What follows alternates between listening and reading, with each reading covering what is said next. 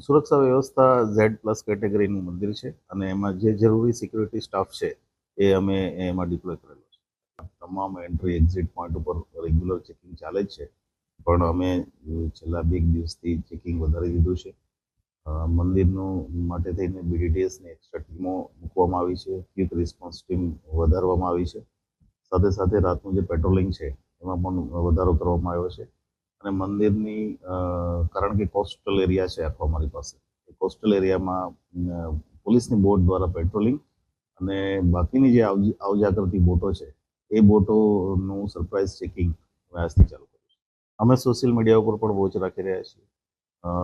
અમારો પથિક સોફ્ટવેર છે કે જેના દ્વારા અમે સમગ્ર જિલ્લામાં જે કંઈ પણ હોટલમાં ચેકિંગ ચેકઆઉટ થઈ રહ્યા છે એનું પણ મોનિટરિંગ થાય છે. જે મુસાફરખાના છે, ધર્મશાળાઓ છે, એનું રેગ્યુલર ચેકિંગ થાય છે.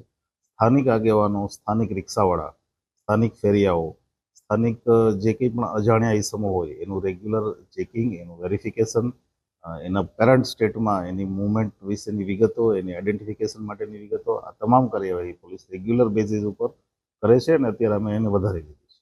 સોમનાથ મંદિર ખાતે કેમ કે પેરીફેરી મોટી છે અને અમે ઓલરેડી હથિયારી પોલીસથી એનું પ્રોટેક્શન કરી રહ્યા છીએ, પણ અમારી પાસે માઉન્ટેડ પોલીસ છે.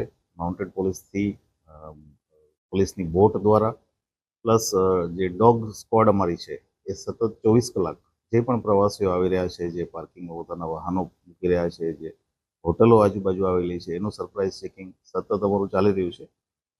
રેલવે સ્ટેશન અને બસ સ્ટેશન ત્યાં પણ અમે સરપ્રાઇઝ ચેકિંગ કરી રહ્યા છીએ.